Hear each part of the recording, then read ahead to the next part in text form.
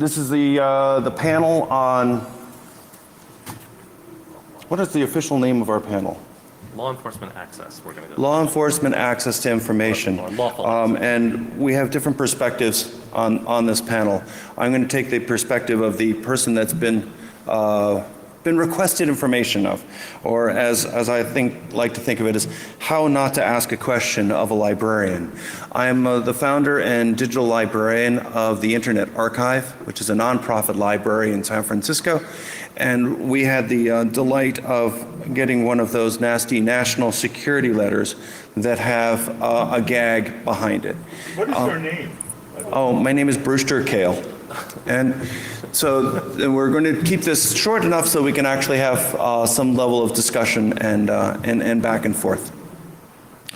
So we run I run an organization that has a lot of material from end users up on the internet. We're probably best known for the Wayback Machine, but we also host books, music, and video at massive scale. We have petabytes of information to make it available, but as a library. And so there was a day when we were visited by a couple of FBI agents. They came knocking at the door, and they met with our office manager. We don't have legal staff. So the office manager said, you kind of came to the wrong place. If you want to talk to our lawyers, you have to go and meet with our lawyers, which are the Electronic Frontier Foundation. So they went to the Electronic Frontier Foundation and then met with them. And then I got a call, and they said, well, we can't really tell you over the telephone what it is we're going to talk about, but we need a meeting. And so we met in a conference room at the Internet Archive. They specifically asked to not the people that were, the FBI agents, you can't talk about this on telephones, which I guess we're now starting to understand why. So we met in a conference room, and he said, this is not a good day for you, Brewster. We've just received a national security letter.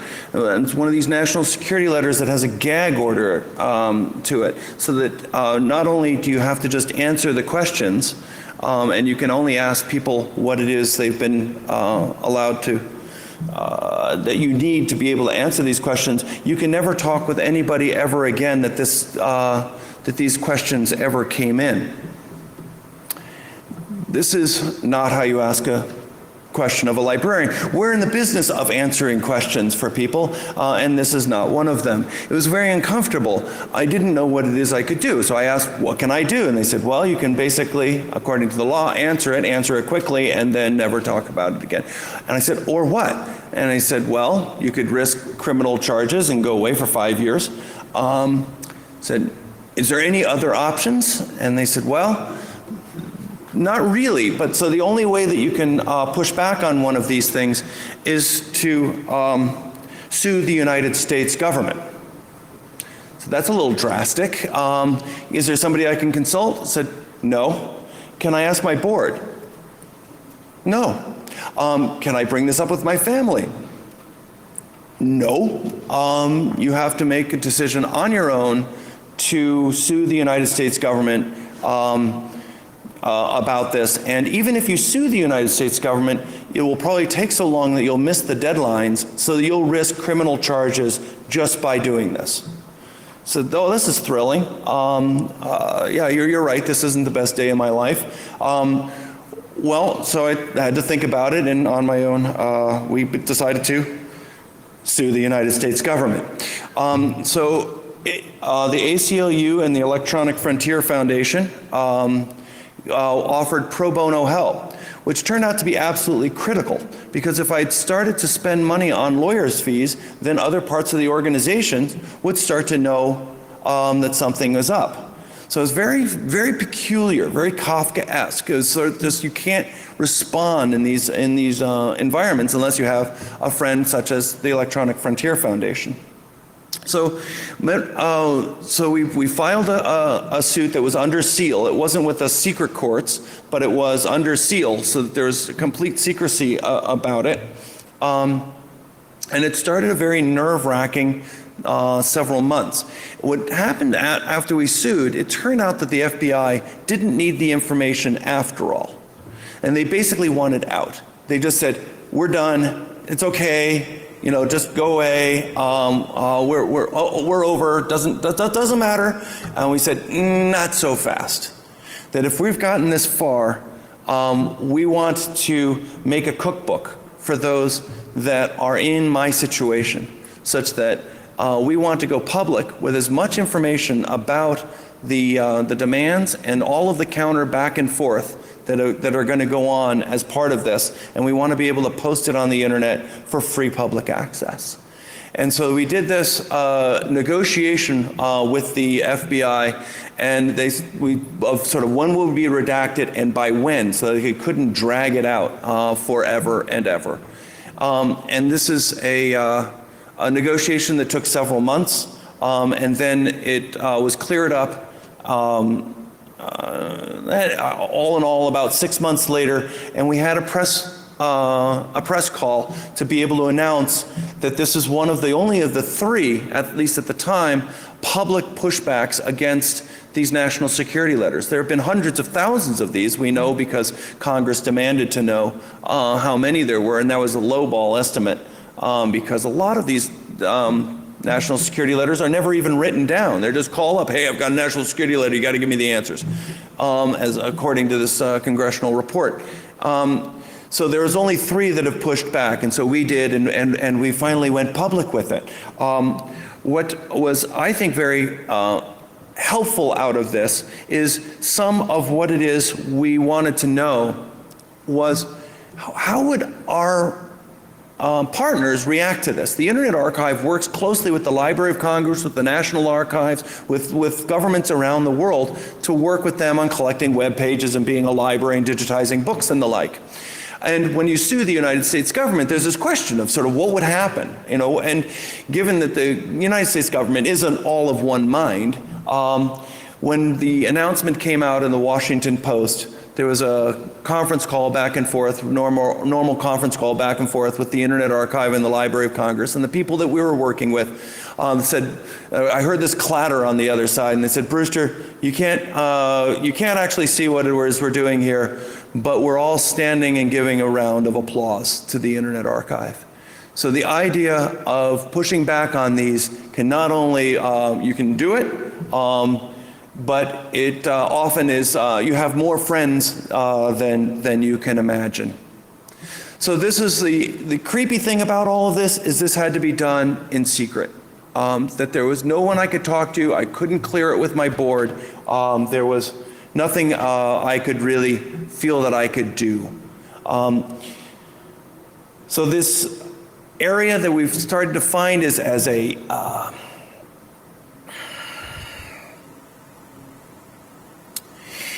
the government in this circumstance, by keeping things secret, are causing a level of distrust.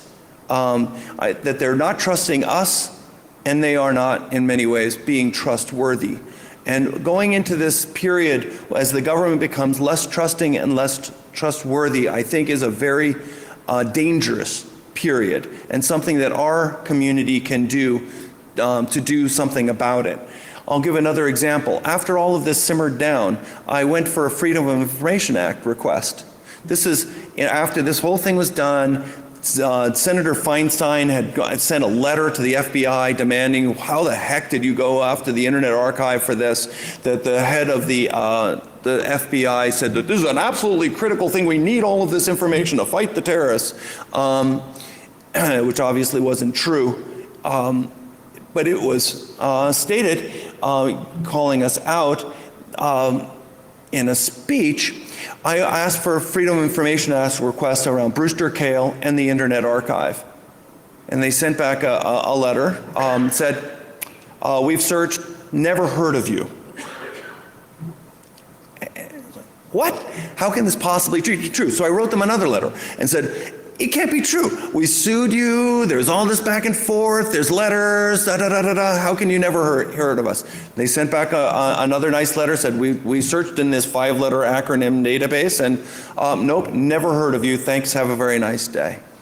So it's shaking my confidence daily, I guess, is the of what's going on, and it makes me so that I'm not really sure if I can trust what it is that's being said. With that, thank you. The next speaker. Okay. Hi, my name is Jen Valentino. I'm a reporter at the Wall Street Journal. I've been covering digital privacy, surveillance, and legal issues for a while now, and my job on this panel is to give you a perspective on the ways in which secret surveillance can affect our society. In some cases, the people who might be your customers, like me, other journalists, and just members of the public. One disclaimer at the beginning, I'm not here to say that we shouldn't have surveillance. I think actually that this has been well established by Congress and the courts that you need warrants to surveil suspects. You need surveillance of for foreign intelligence purposes. But I think that my job as a reporter is to make sure that the public is informed so we can have a discussion about what's going on. And I think when it comes in particular to surveillance, because it's oftentimes really complicated, people just don't know actually what is going on. So the public at large might know much less about this than you do working in a technology field. For example, with the recent disclosures about the NSA, it took weeks before people even really understood, I think, what metadata is, just the existence of it, that it's a thing. And kind of to give you an example of this, I mean, how many people here before the Snowden revelations came out would have guessed that, probably the NSA had collected some sort of their data at some point? And I think, like, yeah, right. Skewed sample. Yeah, it's a skewed sample. They're opening a file on all of you now. Right. So, I mean, I don't think it's surprising to people who deal in with computer security that was happening, but this was after those disclosures came out. The Pew Research Center did a survey. This was in June, so this had all been discussed, and even then, only 54% of Americans in the survey thought that the government probably had collected any data about their phone calls. So that number should obviously be, much closer to 100, because we know that they've been conducting bulk collection of people's phone metadata, and 63% felt that this would violate their privacy. So I think one thing to think about if you are in a position of receiving requests for law enforcement access or backdoors into equipment, and if this is something that you're dealing with, I think it's important to consider that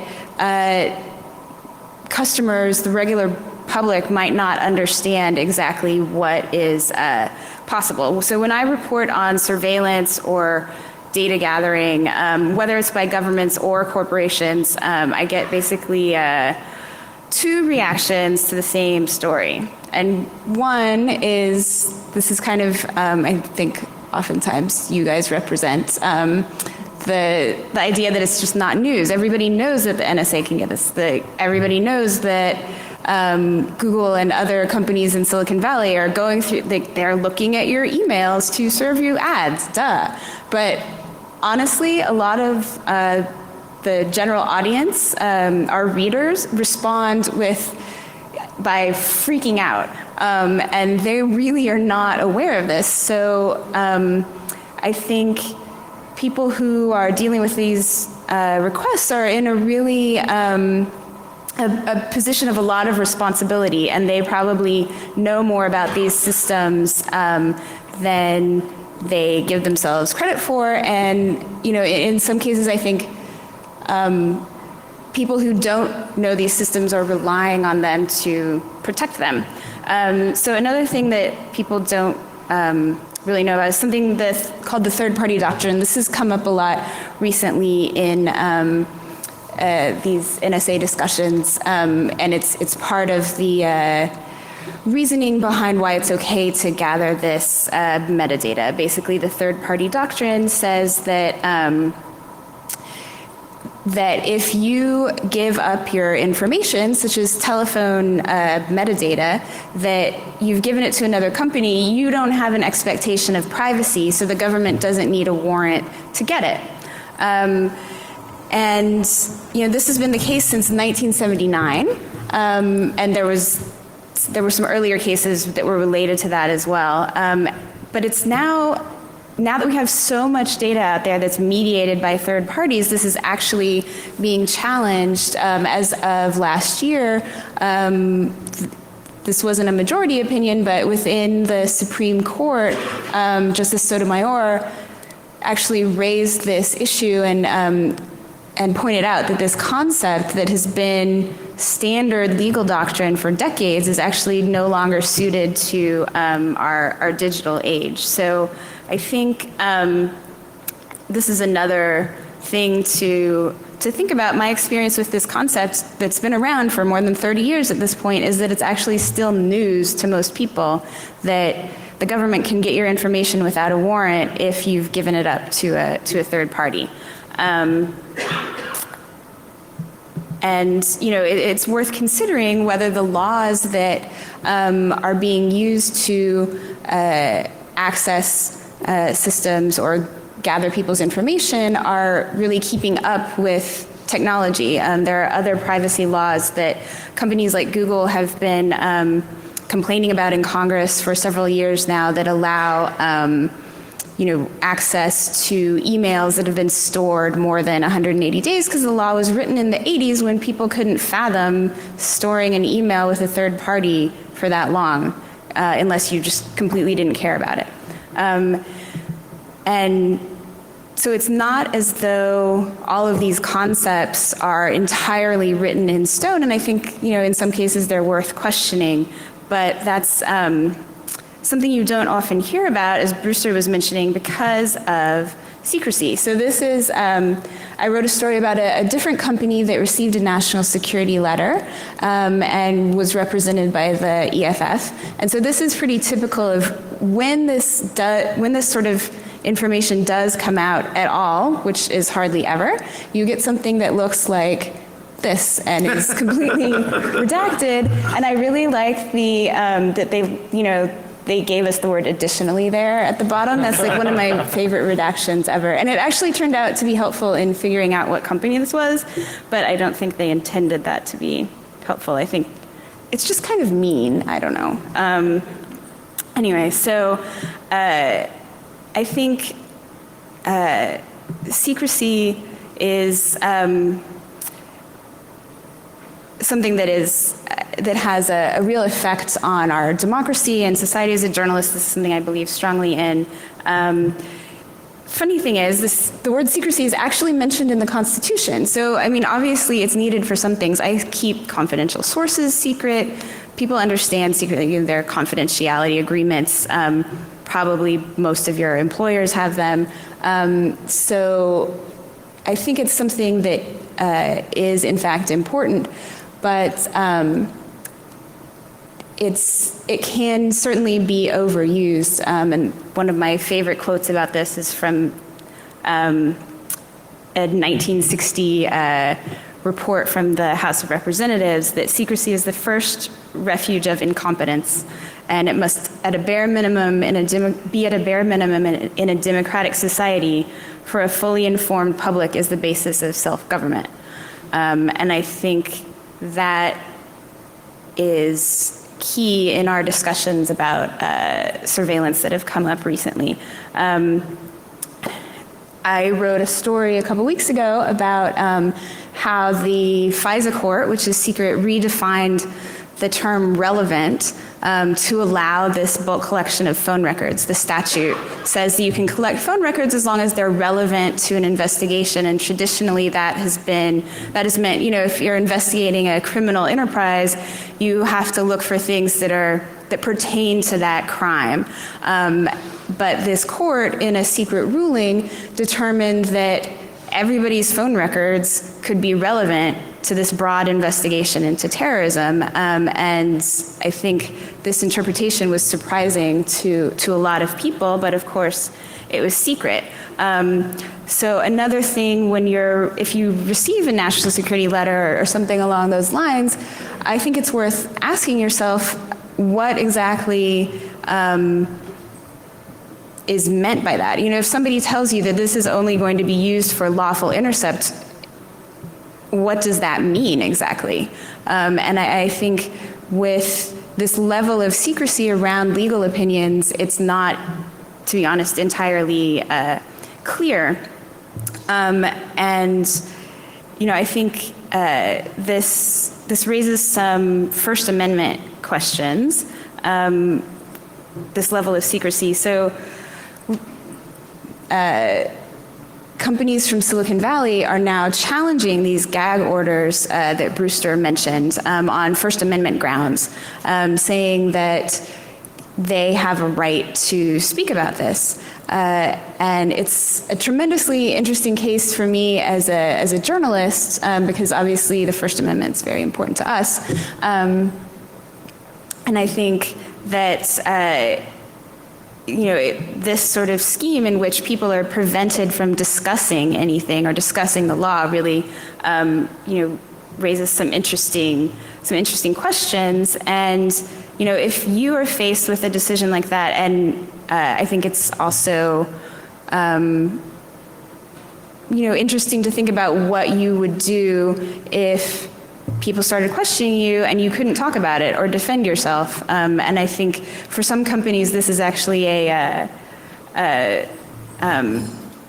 business consideration as well. And so kind of to wrap up, on the First Amendment line, we've also seen that as part of this increased surveillance and investigation of leaks, the government has been collecting information on journalists as well from the Associated Press. There's a reporter at Fox News who was labeled a co-conspirator so that his emails could be subject to a warrant. And just speaking personally, this affects my ability to do my job because people are not as willing to come forward and talk to me, even if they're not discussing classified material. I mean, they make nervous jokes about my emails being monitored or my phone calls being monitored.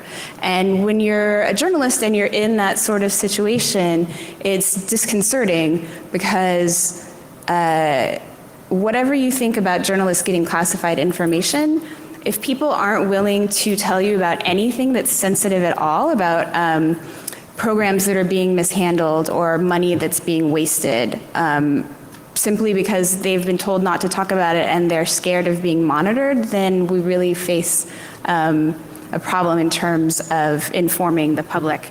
And so one last thing to mention, a lot of times I get the question, why should I care about this? If I'm not doing anything wrong, it shouldn't matter to me that the government has my information. And my response to that is usually that for some reason, people always forget the Red Scare and they don't expect the Spanish Inquisition. But there are a lot of things in our past and that might be in our future that are problematic in terms of certain groups being labeled as doing something wrong when it's really not clear that they are. I'm not sure in all cases how you define what doing something wrong means and how you can say that definitely you're not doing anything wrong.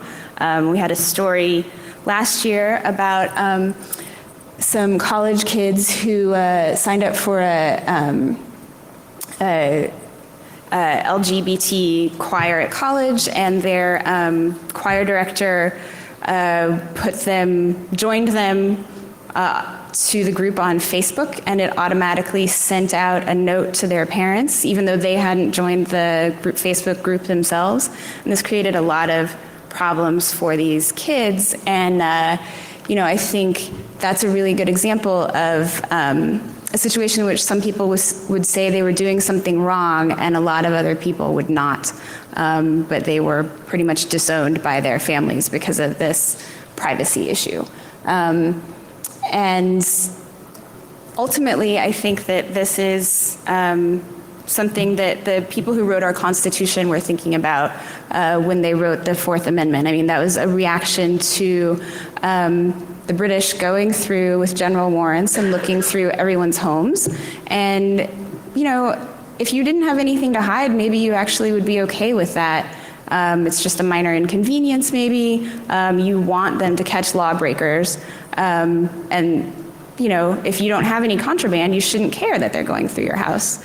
But obviously, at least at some point in our history, some people thought that that wasn't the type of society we should live in. So thank you very much. And yeah, feel free to contact me if you have any documents you want to leak or anything like that. Thanks.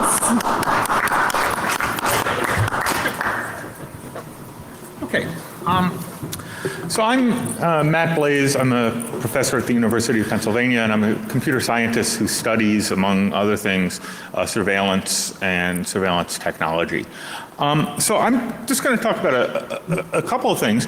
The purpose of this panel was to talk about, well, how should you react if you are given a secret surveillance order from the government to turn over information that, that you've got in the course of your business or about your users or what have you. Something like the scary Kafkaesque experience that Brewster was describing, where you get a national security letter and you are told not only to turn over this information that you might not have collected in a form that the government is precisely asking for, but you can't actually get anyone's advice.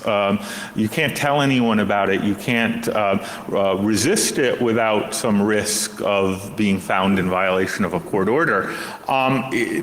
The natural thing to do, I mean, certainly personally what I would do as a very much dyed-in-the-wool coward is comply. And I'm grateful that we have brave people like Brewster who will push back to say, hey, wait a minute, maybe this is unreasonable. But I think the vast majority of us will say, well, listen, it's in my interest to just comply with this and have it go away as soon as possible. And what I'd like to talk about very briefly is what we may lose if we do that from a technical point of view. We've talked a lot about what we lose from a civil liberties point of view, but there's another risk of secret surveillance infrastructure and secret surveillance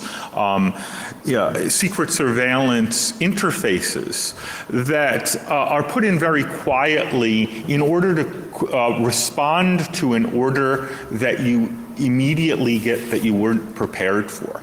And what are you going to naturally do as a technologist if you get such a thing? Well, you're going to put together some software and some hardware and some interconnections as absolutely quickly as possible to comply with it. And as we all know, writing software is a very easy process, and you always get it right the first time. And there's never anything wrong with what you initially do, and it never has any implications that you didn't anticipate when you first when you first implemented it. And in particular, software is particularly better if you can't ask anyone to test it for you. And this is effectively what we get asked to do when we have a secret surveillance order. Now, we don't know very much about how national security letters get complied with, what kinds of mechanisms are used to collect and deliver to the government the information requested in a national security letter, because it's secret.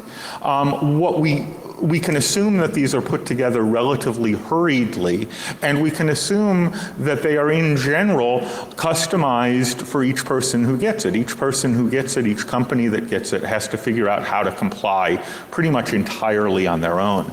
But we don't know much about what those mechanisms are. We can't scrutinize them. We can't debug them. We can't ask if they have other implications or are creating other weaknesses because they're secret.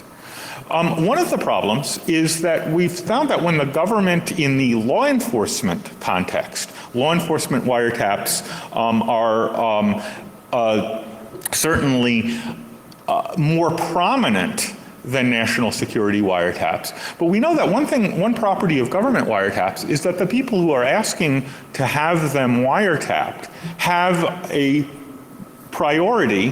What they are rewarded for, what they are judged by, is solving crime, right? The purpose of a wiretap is to solve an existing crime.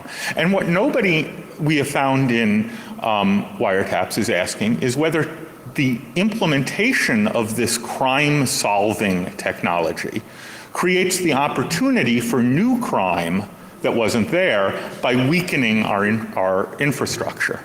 And in fact, invariably what we've discovered is that creating interfaces to facilitate wiretapping makes systems weaker. It's a security vulnerability that's built in from the beginning. We've seen this in a number of ways. The most prominent, the most obvious is what's called the CALIA interfaces in telephone systems. CALIA is a standard wiretap system that all telephone switches are required to implement in the United States, and that allows the government to get access to call content and metadata when they have a legal authority to do so. One of the things that we've discovered is that every CALIA system that was evaluated by the National Security Agency when the government was buying phone switches for its own use were found to have security holes in them. And so in order to, enable wiretapping to solve one set of crimes, we're opening up these phone switches for new sets of crimes. Similarly, in Greece in 2004, there was something called the Athens Affair, in which over 100 government officials were found to be wiretapped, and we never found out who did it. We just found that the wiretap interfaces were turned on. A similar thing happened in Italy in 2006. Again, these wiretap interfaces just got turned on. We don't know who did it. We don't know what the motive was. What we do know is that in order to comply with this, we had this massive wiretapping that would not have happened if it weren't for this crime-solving technology.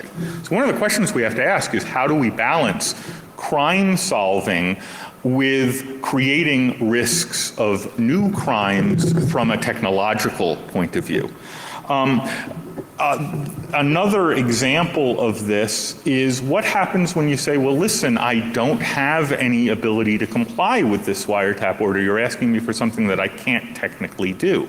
Well, in 2000, the FBI proposed a solution to this problem for example, internet providers who were unable to provide an internet connection, which was, oh, don't worry about it. Let us just come into your data center and we'll install this box on your network that will collect the data that we need. And oh, don't worry, this box has been very carefully vetted.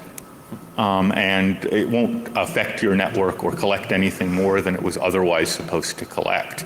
So this is with wiretapping that's relatively open. In the criminal world, for criminal wiretaps, there's much less secrecy than there is in the national security cases. And here we've seen that the balance, even with this scrutiny, creates crime while it's attempting to solve it.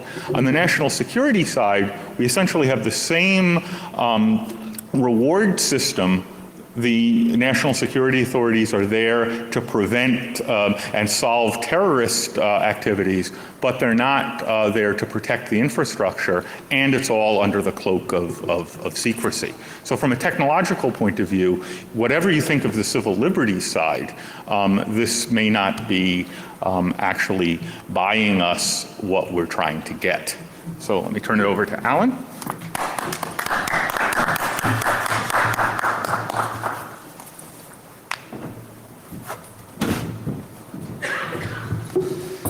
Good afternoon. My name is Alan Davidson. I am a visiting scholar at MIT, but my claim to fame, I think, for being on this panel right now is that for probably about 7 years prior to that, starting in 2005, I was the director of public policy for Google in North and South America. I started Google's office in Washington and dealt with some of these issues as they came up for the company. And before that, actually, I was associate director at the Center for Democracy and Technology, where I actually lobbied against some of these provisions of the Patriot Act. And I'm here to really talk about not the technical piece, but the legal and business and public policy reasons for you to be asking questions, for all of us to be asking questions about the law enforcement and national security requests that we receive.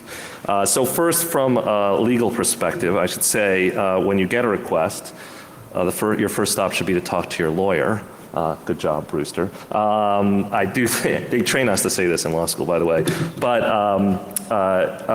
the odds are that you will have to comply with the orders that you receive. But there is, as we've already discussed, some great ambiguity in the law. And what I don't think is widely understood, but is well understood, I think, among many of the lawyers who deal with these things, is that there is often a great deal of room for negotiation about the methods or terms of compliance for the orders that are given.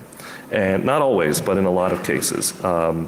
I think it's just worth recognizing, right? Law enforcement, national security agents, they have a job to do. They're seeking the most information they can get to prosecute somebody who they think is bad or stop something that they think is dangerous. But there's a lot of ambiguity in the way that these statutes are drafted. We talked briefly just about what does the word relevant, what does relevant to an investigation mean? And so what you often find, what we have often seen, is that it's common to get very broad orders that ultimately are not that responsive to the case at hand and maybe not even helpful to the FBI or whoever else you're getting the order from. It is very difficult to discuss specifics, but I can talk about one good story from my early days at Google that was public, and it was in 2006. And like all good internet stories, it involves pornography. At the time, the Justice Department was trying to defend a statute called COPA, the Children's Online Protection Act. It was ultimately found unconstitutional. It said that you couldn't commercially display certain harmful to minors material online ways that kids could see them. But in a sort of last-ditch effort to try to defend this law, the Justice Department thought it would be a great idea to subpoena the search records from all of the major search providers, 2 months worth of search records for everybody in the United States, from Microsoft, AOL, Yahoo, Google, and others. And most of those other companies complied with the subpoena. But when we got the subpoena at Google, we were quite surprised because 2 months worth of search records is quite a number of records. It was literally billions and billions of records. And we could not, well, first of all, I couldn't understand why they would actually need it. And second of all, it seemed quite dangerous to be giving it out and setting a terrible precedent, a lot of private information in there. So because this happened to be a civil case, we were able to move to quash the subpoena. There was a lot of discussion. We were actually able to get in front of a judge, and ultimately the judge found, in fact, that this was not relevant. This did not meet the standards that were needed for this particular kind of subpoena, and ultimately reduced this request for billions of records down to ultimately Google had to produce 5,000 random search queries, and they were there was a process that the judge came through so that you didn't actually have to give out IP addresses or even what was in the queries. They were just categorized. But the point of this is, by asking and pushing back, we were able to narrow this from billions of records to 5,000 records. And that may be the high water mark. Your mileage may vary. Our mileage varied widely. But the point is that a lot of times, simply by asking questions, you can, and sometimes when you can, and Brewster's a great example, you can actually push back on these things. The second thing, a quick business perspective. We all know trust is essential. People are not going to use our products if they don't trust them. And they aren't going to trust them if we can't protect their privacy and security. The data shows that people actually do care quite a bit about their privacy. They care quite a bit about it in the context of this debate that we're having now. And I would just note that secret surveillance scales particularly poorly internationally, right? If you are a European government right now looking for a cloud computing provider or a storage provider, are you going to use Amazon Web Services? Are you going to adopt Google Docs? I think probably a lot of people are thinking they'd be crazy to do that right now. And they shouldn't feel that way. I think there are good reasons they shouldn't feel that way. But I think there's a real risk that we are going to see a real impact on businesses because of these revelations and because of the lack of transparency around them. And the risk there especially is that we're going to see a balkanization where people insist on keeping their data in places that they can see it inside their country. They are going to stop wanting the kind of free flow of information and traffic that has made in some ways a lot of our services and a lot of things on the internet successful. And I would just say also beyond the business impact, I think that has a very big impact on the NSA and on the FBI and all of our law enforcement establishments' ability to do this kind of surveillance, right? I think we live in a golden age of wiretapping right now, especially for the U.S. services. It's true. I mean, I think that we're very lucky that in the that many of the most successful brands online happen to be U.S. companies. They're very popular abroad, and because of that, we've given our government an ability to get access to information that other governments would really like. And over time, if we're not transparent about these tools, if we're not able to give people good answers about how they're being used, we really risk driving the data away, the very data that our law enforcement and national security establishment needs in some cases. So I think there are important business and national security reasons we should be asking hard questions. The last thing I will say is quickly about the public policy debate, and we could talk about this more in the Q&A too. I think it's largely understood that the law enforcement establishment and the national security establishment need access to information to protect us, right? The question is not whether they should be able to get any information. I think the question is what are the rules going to be? What oversight is in place? And I think Americans have a highly stylized view of how all of this works, right? We've seen it on TV. If you want to seize my laptop from my home, you have to go to a judge, you have to get a warrant. You know, the judge has to say that there's probable cause. You have to knock on my door, show me the order. I can go run to the judge down the street and say, hey, you've got the wrong Alan Davidson. There's another Alan Davidson down the road who everybody knows is a drug dealer. That's probably who you want. Those kinds of procedural and substantive safeguards don't exist for most of the kinds of orders that we're talking about. We're not talking about a probable cause standard. We're talking about a much lower standard, often based on mere relevance to an investigation. We don't have the procedural safeguards. Even when you're going to a judge, as General Alexander talked about, a tough judge, it's an ex parte proceeding. There's only one side of the story being told. And because we're missing those kinds of safeguards, we've got a real hole in the system, and it's not what I think most people are expecting rather, most Americans. So I just note that there are probably three big areas that we're going to see in the Washington public policy debate, real debate, in the coming months and years. The first is around these surveillance programs themselves. And the old conventional wisdom, I mean old by like a couple of weeks ago, was Washington's going to do nothing about the NSA surveillance and all the revelations of the last few months. I think there's been a little bit of a wake-up call. I think that the new conventional wisdom is, wow, maybe we will end up doing something.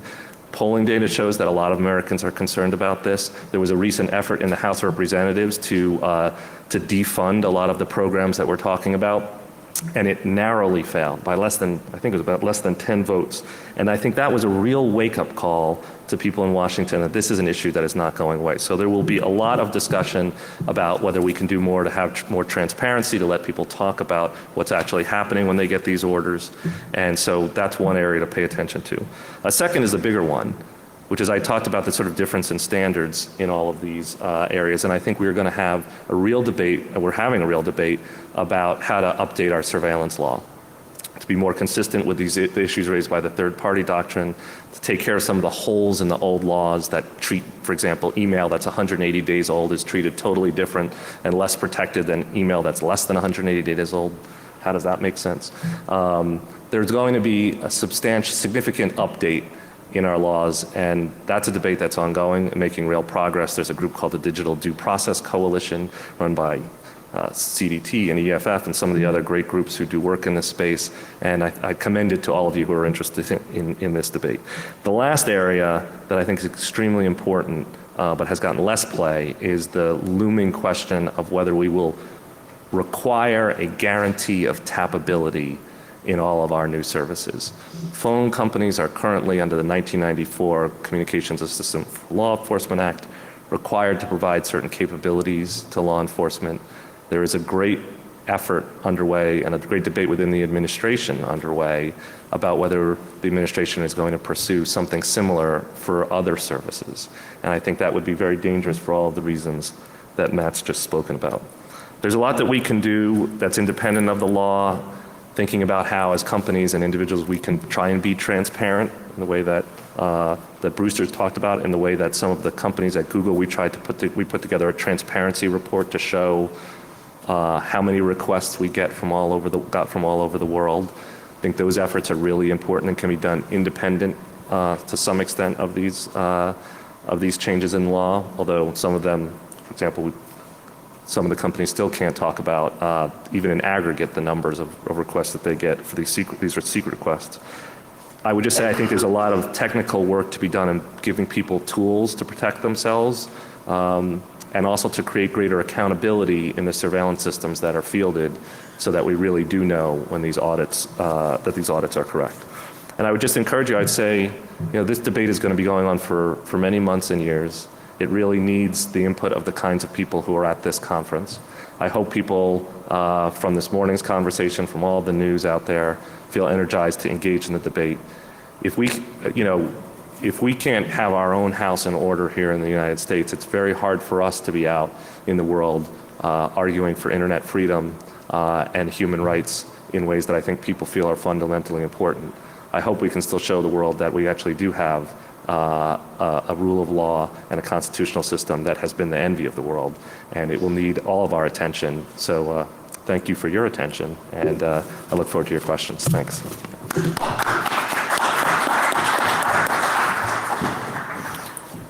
I'm hoping that we have a few minutes.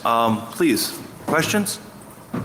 Right, so I think there are a lot of different requests that come across the transom, and I think that cybersecurity concerns are an interesting new development because they could result in a lot of information sharing for purposes of cybersecurity, but then that possibly discloses a lot of information, creates a sort of regime where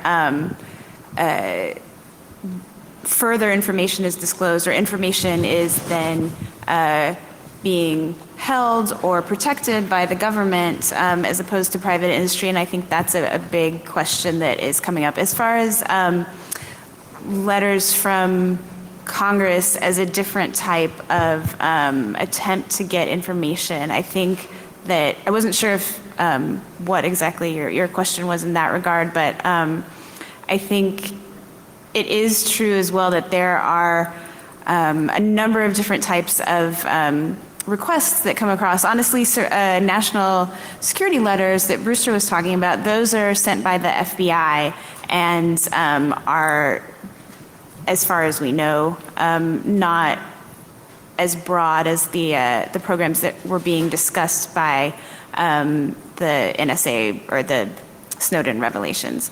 So there are quite a few different programs that people have to deal with. Yeah. The area of voluntary requests for information when they come from the government don't feel voluntary at all. I don't think that the people in the government realize how much pain they produce by doing these, that there's cause a lot of stir within organizations such as ours, a lot of conversations that are expensive to have back and forth with lawyers about how to respond. And this word voluntary, I think, just means that they don't have to pay attention to the law in many cases.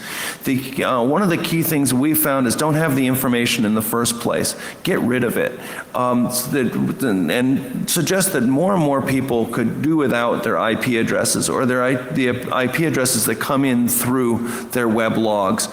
That if you have other tracking type things like cookies and things like that, often you don't need those things and they're toxic waste. They end up costing organizations a lot more by having them than they benefit you by having them. So if you need to be able to do security audits and the like, or if something's bad's going on, then we turn on IP address logging and we use it, and then after the threat is gone, we turn it back off again. And we find that this approach shortens conversations a great deal with people that you don't want to have conversations with. You know, folks like in the government, when they come and say, well, we want this information, we say, well, we don't have it, they turn away and they go away, as opposed to trying to go and go through a process to get the information that they're looking through, either voluntarily or more forcefully than that. Any other questions?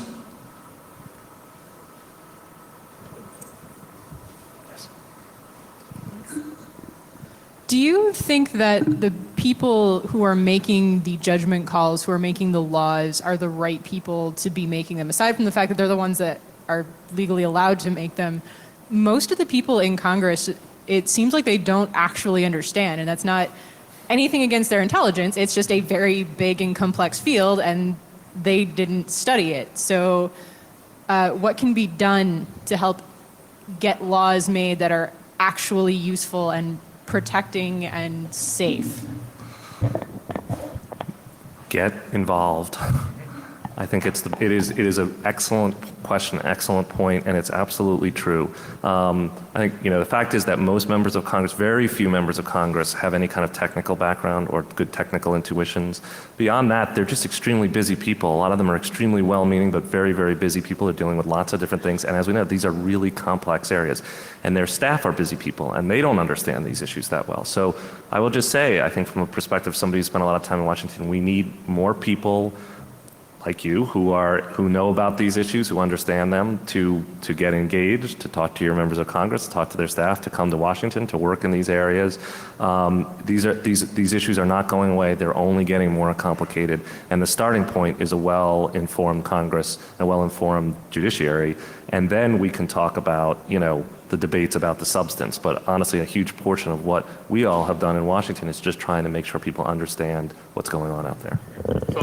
Let me just echo that a little bit. I mean, my background is as a technologist, but I found I've spent a fair amount of time in Washington and talking to legislators and staffers and so on. And I remember the first time that I did this, I thought, okay, this is, these people don't understand what the issue is, and I can go and explain it to them, and as soon as I explain it to them, they'll understand, and then we'll have good policies.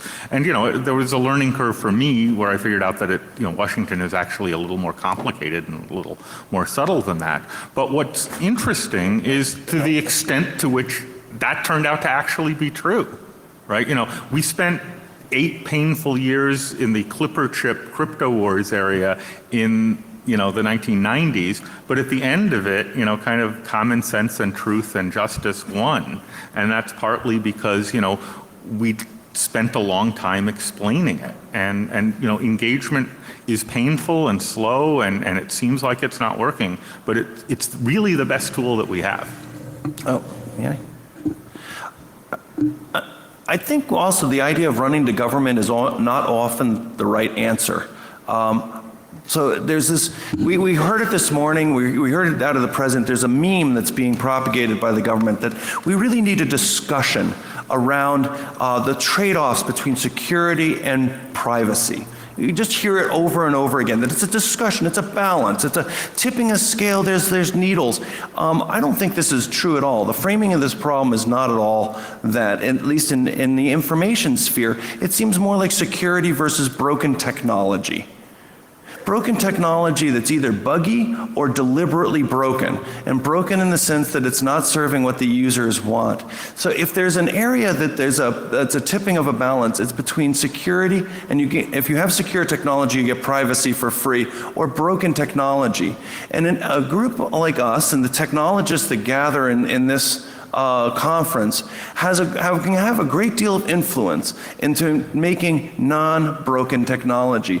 The idea of having inadvertently buggy technology that's exploited professionally, and then there are people incentivized to go and have buggy technology, either on purpose or not on purpose, I find really quite frightening. So what can we do? We can make better technologies that don't have these problems in the first place. And if you don't have the technologies to go and have these opportunities for people to try to exploit, often the problem just goes away. So I'm not saying that there's no role here for government laws, but let's make their job a little bit simpler. Let's build some better technology. Yeah, I can't help but think we're cutting into the next panel. I'm not Is there sure another panel that's supposed to be here?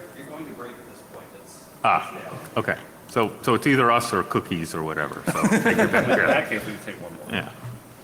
Okay, you're keeping people from cookies, so go for it. So addressing the statement you just made, we can design technologies that don't have these backdoors, that don't leak the information that we don't want.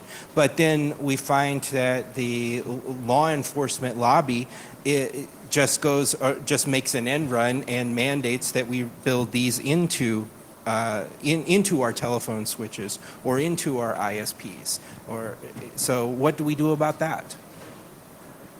Yeah, again, I'm going to echo what Alan started with. You know, the only real weapon we have is engagement, right? I mean, we have to explain why these design mandates are, you know, civil liberties aside, technically incredibly dangerous. And they're technically incredibly dangerous, you know, for really important fundamental reasons. And, you know, we have a real advantage in this debate. We're outnumbered by, you know, the law enforcement lobby that is very powerful. But on the other hand, we're actually right, you know, and you know, right isn't, you know, the end of the discussion, but at least it is still worth something. And, you know, and we really do have that here. And I would just note that it is true that that debate was lost in 1994 in some ways around telecommunications capabilities, but there's still a big debate to come about other kinds of communications technologies on the internet. And I'd say stay tuned for that. It's really lurking under the surface right now, but it's going to be a big fight, and that's really where we're going to need people's attention. Right, and I would emphasize that the argument that I've seen work best in that regard is the argument that Matt was making about these backdoors actually creating other vulnerabilities. And I think that that's where the technical community actually has a lot of power in this, because legislators don't really understand the technology as well. So if you have somebody get up and testify to Congress, as has occurred, that you know, if you mandate this, we're going to have the Chinese government or whoever able to more easily break into our infrastructure, that actually goes, I think it has gone farther than civil liberties arguments have. So. Push back, push back, push back. I mean, if people are telling you to make crappy technology, they don't really understand what it is they're asking for. And so they're push back, and often you'll find that they're quite thankful for your having done so. And there are others that can help in this explaining it, and are professional at explaining these sorts of things. You have more allies than you know. Often it feels quite lonely if you're given sort of these mandates from on high that are completely vague, weird, technical, you know, they have technical implications, but, you know, how do you interpret it? Push back, bring it back up, and your organization may actually be better off as we're starting to see some of the large information providers on the internet sphere. It's the ones that are pushing back that are looking better to both the to customers, to the general populace, and I would imagine to most people, even inside the government. Okay. So thanks, everyone. Thank you. Thank you.